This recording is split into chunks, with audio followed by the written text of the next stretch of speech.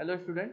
और इस वीडियो में आप इसके बाद का देखेंगे जो मैंने न्यूमेरिकल पिछले वीडियो में दिया था, बोला था कि अगले वीडियो में इसको सॉल्व कराएंगे। तो न्यूमेरिकल देख लीजिए कि फाइंड मैक्सिमम बेंडिंग मोमेंट आपको निकालना anywhere at the girder of span 20 metre due to rolling of 2 point load of 50 kilo newton and 150 kilo newton is spaced at 6 metre in which 150 kilo newton is leading from left to right. ठीक है। Also find equivalent UDL which give same bending moment. ठीक है। तो ये सबसे पहले हमको क्या करना है, मैक्सिमम बेंडिंग मोमेंट निकालना है। तो देखिए, एक तो आपके पास प्रिंसिपल है जो मैंने बताया था कि द मैक्सिमम बेंडिंग मोमेंट में occurs at mid span and mid span में डिवाइडेड द टोटल या में the mid span is equidistant from the total centroidal of the load and the and the reference point load. तो reference point load कौन सा होगा और total जो है ये कहाँ पे सेंट्रॉइडल होगा, इससे पहले हम एक बार चेक कर लेते हैं। दो तरीके हमारे पास और हैं। तो सबसे पहले मैं यहाँ लिखता हूँ फॉर मैक्सिमम बेंडिंग मोमेंट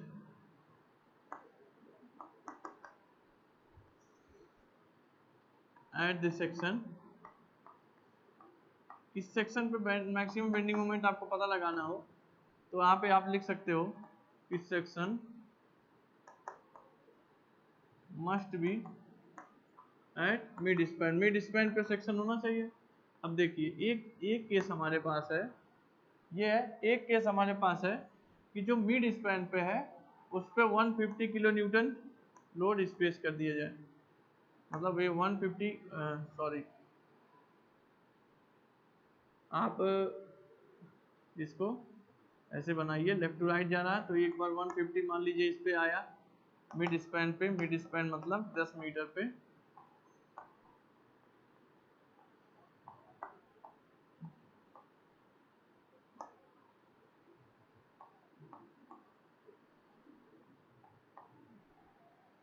और एक बार जो है ये 250 इसको फॉलो कर रहा है, इस लोड को। इसके बीच का स्पेस है 6 मीटर। इसके मतलब ये होगा 4 मीटर और ये होगा हमारा 10 मीटर। अब देखिए, अब इस केस में पॉइंट सी पे अगर निकाला जाए मैक्सिमम मोमेंट एट सी तो कितना होगा, हमारा होगा R A into 10 minus 250 into 6। अब आर ए की वैल्यू निकाले। इस केस के लिए आर ए की वैल्यू कैसे निकले, आर ए की वैल्यू निकलेगा summation of M B is equal to 0। यहाँ से होगा R A into 20 minus 250 into 16 minus 150 into 10 is equal to 0। यहाँ से आर ए की वैल्यू आप निकालोगे तो आप कैलकुलेट करके आर ए की वैल्यू देखिए कितना आएगा। मैं भी कैलकुलेट करता हूँ आर ए की वैल्यू कितना आएगा। आप कैलकुलेट करोगे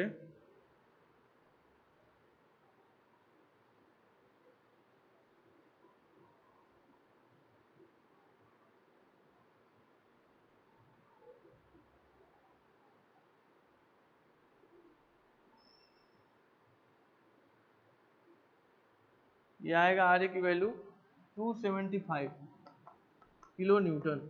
ये आर ए की वैल्यू आ गई।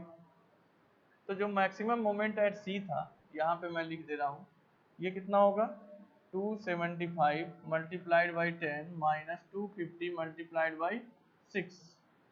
ये हमारा कितना आ गया, इसको भी कैलकुलेट करते हैं।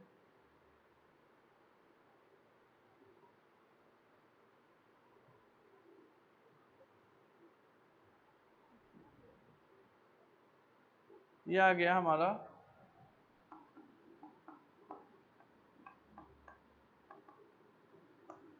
ये हमारा मोमेंट आ गया कितना 1550 मतलब 1550 किलो न्यूटन मीटर। ये मोमेंट आ गया कब, जब मिड स्पैन पे प्लेस्ड था 150 किलो न्यूटन, उसको फॉलो कर रहा था 250 किलो न्यूटन 6 मीटर पहले। ठीक। दूसरा केस क्या है, दूसरा केस हो सकता है, ये मान लीजिए केस 1 था, ये हमारा था केस 1। एक केस क्या हो सकता है, केस 2 क्या हो सकता है कि जो है 250 मिड स्पैन पे हो और 150 इससे पार निकल गया हो, दोनों 6 मीटर दूर हो। मिड स्पैन पे इसके होने का मतलब है ये 10 मीटर दूर है, 6 मीटर ये है तो 4 मीटर ये होगा, और ये होगा आर बी और ये होगा आर ए, ठीक, ये होगा। इस केस में जो है यहाँ पॉइंट मानिए सी है, तो इस केस में देखते हैं मोमेंट एट सी कितना होगा।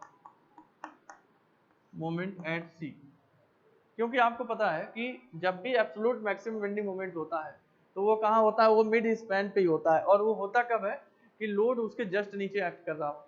तो दो ही कंडीशन यहाँ बन रही है, या तो 150 किलो न्यूटन मिड स्पैन पे एक्ट करे या तो 250 किलो न्यूटन। तो जब 150 किलो न्यूटन मिड स्पैन पे एक्ट करेगा तो 250 उसको फॉलो करेगा कितने मीटर पहले, 6 मीटर पहले। उस केस में जो हमारा फाइनल मोमेंट निकल के आया वो आया 1550 किलो न्यूटन मीटर। अब दूसरा केस है जब 250 किलो न्यूटन इसी सी पर आ जाए मिड स्पैन पे और 150 उससे आगे अहेड हो जाए कितना, 6 मीटर दूर। अब इस केस में देखते हैं मोमेंट कितना आता है। तो सी पे मोमेंट कितना होगा, इसके लिए सबसे पहले हमें सी पे मोमेंट निकालने के लिए सबसे पहले क्या करना होगा, आर ए इंटू 10, सिंपल सा आर ए इंटू 10 कर दें। तो आर ए निकालना हो तो आर ए निकालने के लिए क्या करेंगे, सबसे पहले क्या करें, submission of M B equal to 0 लिख के आर ए निकाल लेते हैं। तो R A into 20 minus 250 into 10 minus 150 into 4 is equal to 0, यहाँ से निकलेगा आर ए। तो यहाँ से जो आर ए आया, चेक आप लोग भी इसको सॉल्व करिएगा, आर ए की वैल्यू निकालिए, मैं भी निकाल रहा हूँ।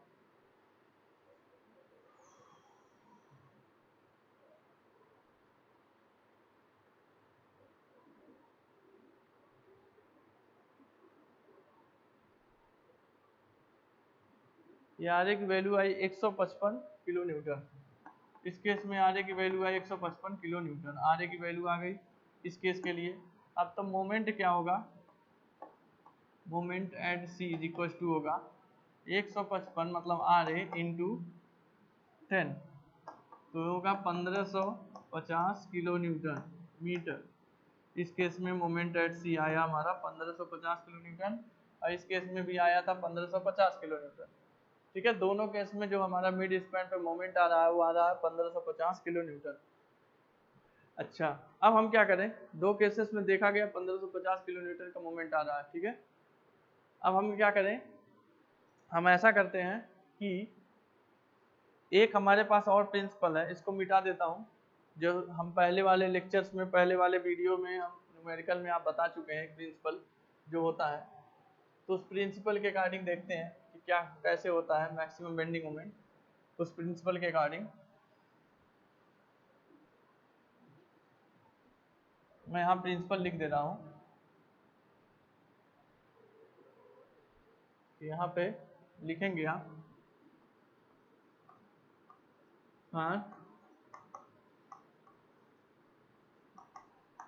एब्सोल्यूट मैक्सिमम बेंडिंग मोमेंट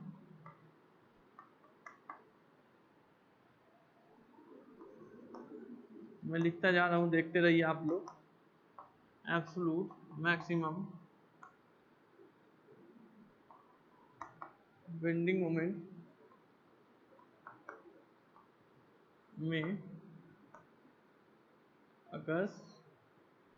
अकर near mid span, mid span के नियरली होगा।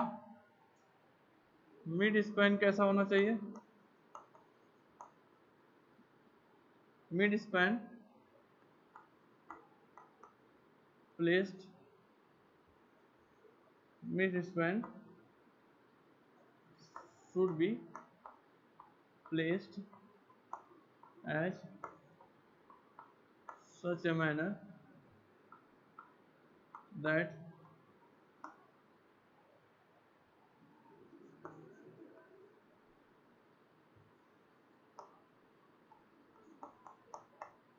it exists equidistance from reference load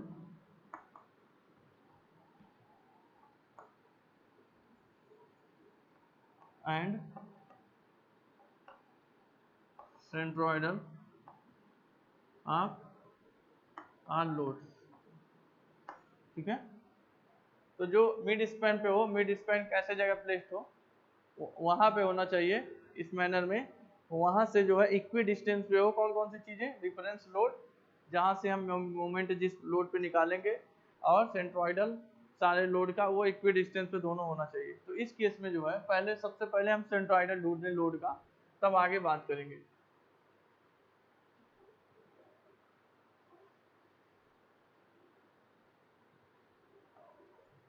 यहाँ मैं लिख रहा हूं for centroidal of the load.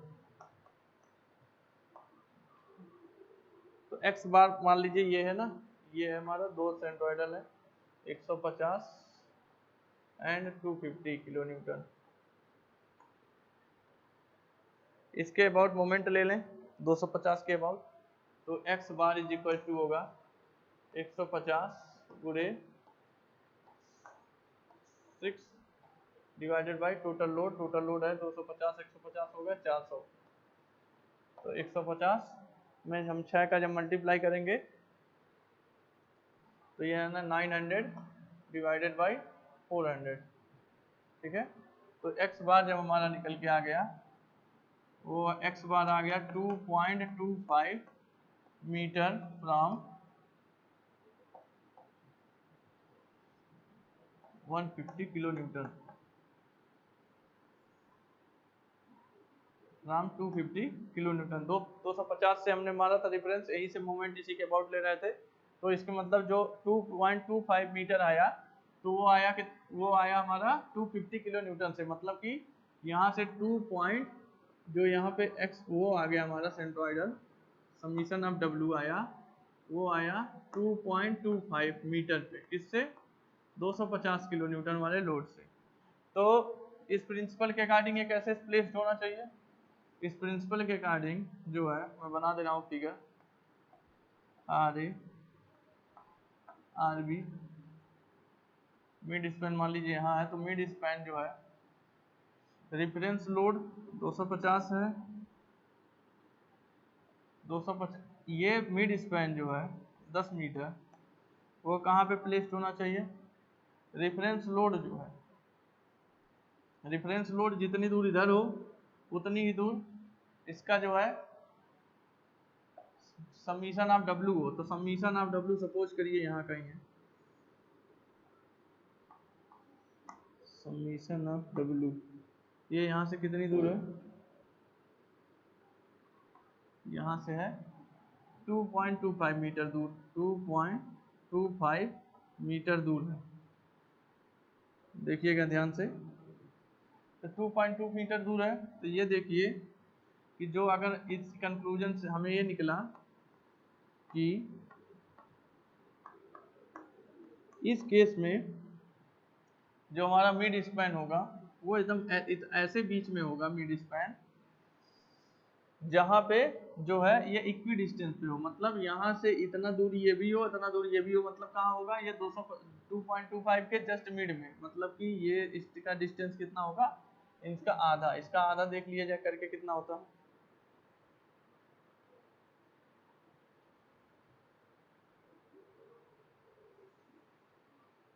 इसका आधा किया जाए 2.25 डिवाइडेड बाई 2, ये आ गया हमारा, यहाँ मैं लिखता हूँ 1.125 और ये होगा 1.125।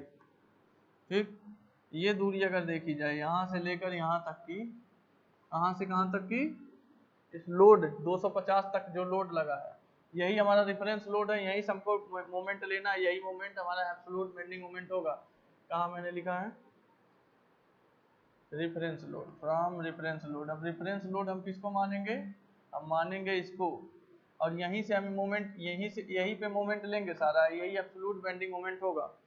तो जो रेफरेंस हमारा लोड आएगा वो घटा दें हम 10 में से, तो आएगा 8.875 मीटर। ठीक, तो ये आया इतना, तो ये आपका कितना आएगा, बाकी बचा हुआ है यहाँ से यहाँ तक, क्योंकि 250 यहीं पे लग रहा है, तो इसको अगर हम, ये आएगा 11.125 मीटर, ये आया। जहाँ 250 से बी तक की दूरी है, 250 से बी तक की दूरी है 11.12, और बी 250 से ए तक की दूरी है हमारी कितनी है, 8.875। ठीक है, 150 से बी तक की दूरी कितनी होगी, इसकी जरूरत अभी पड़ेगी, इसलिए दूरी मैं निकाल रहा हूँ, मोमेंट लेना पड़ेगा ना मुझे। इसकी दूरी होगी ये जोड़ लो और ये जोड़ लो, 6 8 6 14, तो हमारा होगा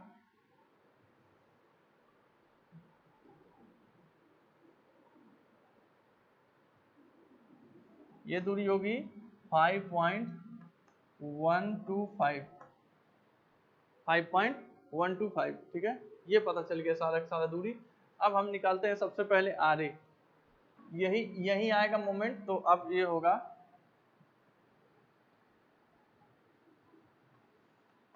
फ्रॉम फॉलोइंग अरेंजमेंट, मैं लिख दे रहा हूँ सब चीजें।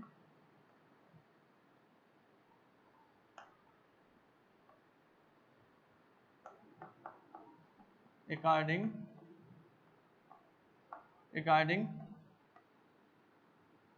above statement, the absolute bending moment occurs under the load of 250 kilo Newton.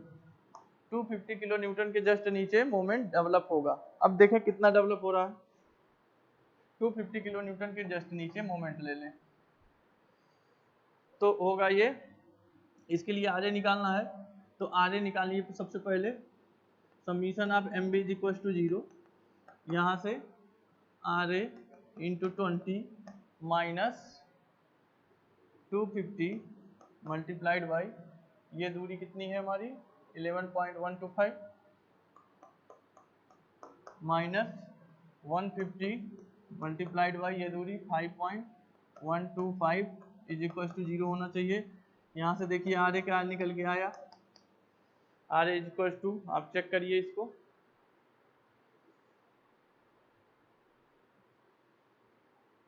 मैं भी कैलकुलेट कर रहा हूँ।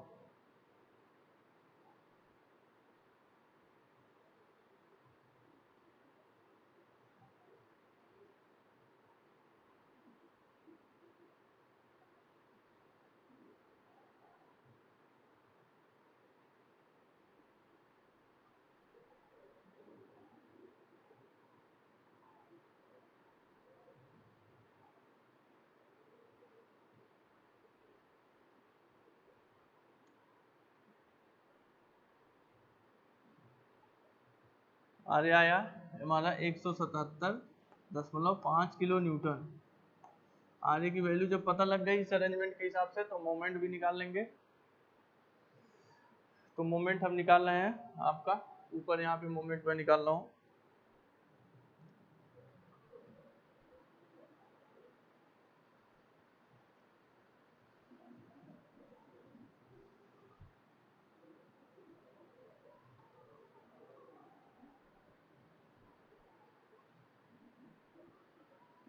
तो हमारा जो मोमेंट हो जाएगा absolute maximum bending moment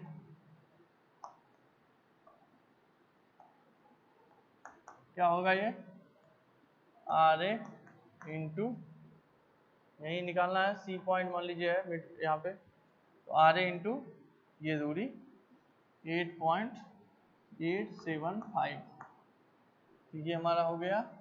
are A की वैल्यू आई है 177.5 मल्टीप्लाइड बाई 8.875, ये हमारा कैलकुलेट करके कितना आ रहा है देख लिया जाए।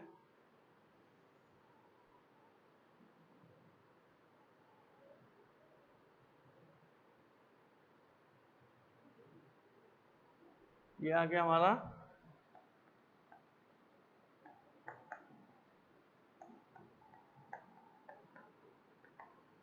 1575 0.3125 किलो न्यूटन मीटर, ये हमारा एब्सोल्यूट मैक्सिमम बेंडिंग मोमेंट आ गया। ठीक है, तो ये चीजें निकल गई, ये लॉजिक, ये प्रिंसिपल आप पहले भी यूज कर चुके हो। ठीक है, इसमें भी आपने यूज किया। अच्छा, एक चीज आपको और करना है इसमें, एक चीज आपको क्या करना है कि आपको निकालना है last line, also find equivalent, ये क्या लिखा था, also find equivalent UDL which give same bending moment. तो इक्विवेलेंट यूडीएल, तो यहाँ पर लिखिए, ये तो हो गया क्वेश्चन एक। दूसरा लिखिए इक्विवेलेंट यूडीएल, उसके लिए क्या किया जाए, डब्ल्यू डैश की वैल्यू क्या होती है, एम एब्सोल्यूट मतलब maximum bending moment multiplied by 8 divided by L square, ये होती है। यहाँ से एम एब्सोल्यूट कितना है, 1575.3125 मल्टीप्लाइड बाई 8 और डिवाइडेड बाई एल स्क्वायर मतलब 20 का स्क्वायर। इसको सॉल्व करेंगे, इसको सॉल्व करेंगे जब,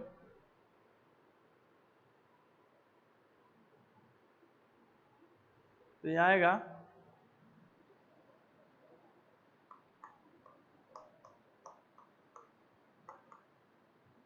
ये अब हमारा आ गया इक्विवेलेंट, जो हमारा यूडीएल आया वो आया 31.51 किलो न्यूटन पर मीटर, ये इक्विवेलेंट यूडीएल आया। इक्विवेलेंट यूडीएल का मतलब आपने क्या समझा, इक्विवेलेंट यूडीएल मतलब होता है कि द परसेप्टेड यूडीएल, या कह सकते हो ये कह सकते हो कि considerable UDL which give the same intensity of bending moment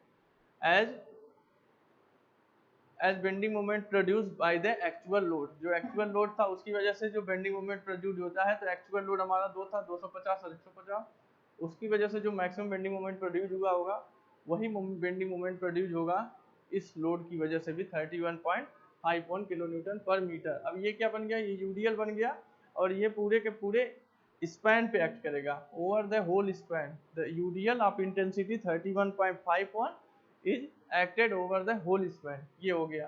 तो ये क्वेश्चन था हमारा, तो इसमें जो भी आपको डाउट होगी तो कमेंट सेक्शन में आप बता सकते हैं और वैसे भी पूछ सकते हैं। ठीक है, और मान लीजिए कि आपको इससे रिलेटेड और भी क्वेश्चन चाहिए तो वो भी आप बता सकते हैं हमें।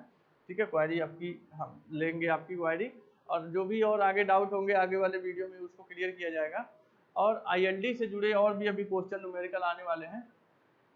अब जो ये चैप्टर हमारा था influence line diagram and rolling load, तो रोलिंग लोड और इन्फ्लुएंस लाइन डायग्राम पे अब आपको है, आपका इन्फ्लुएंस लाइन डायग्राम से अगर किसी पर्टिकुलर पॉइंट पे आपको निकालना है, अलग अलग मैग्नीट्यूड निकालना है, चाहे अगर हम शियर फोर्स की बात करें, बेंडिंग मोमेंट की बात करें, तो इन्फ्लुएंस लाइन डायग्राम से ऑर्डिनेट के हेल्प से आप कैसे ऑर्डिनेट से ही डायरेक्ट निकाल सकते हैं, वो मैं अगले वीडियो में बताऊंगा। उस अगले वीडियो को जरूर आप देखिएगा, वो इंपॉर्टेंट वीडियो होने वाला है। और उसके बाद से जो है फिर एक और तरीका है आईएलडी का एक और मेथड है, उसको भी बताया गया कि एक आईएलडी का और मेथड है जो सीधा सीधा हम ऑर्डिनेट प्लॉट कर सकते हैं, सीधा सीधा आईएलडी प्लॉट कर सकते हैं, एक और मेथड होता है। ठीक है, आईएलडी प्लॉट करने का, तो वो पूरा यही पूरा चैप्टर है। तो आने वाले वीडियो बहुत इंपॉर्टेंट हो गए अगर आप आईएलडी अगर अच्छे से जानना चाहते हैं तो। बाकी सारी चीजें नेक्स्ट वीडियो में आपको बताई जाएगी, इसमें जो भी डाउट हो कमेंट सेक्शन में बताइएगा। Thank you so much for watching this video.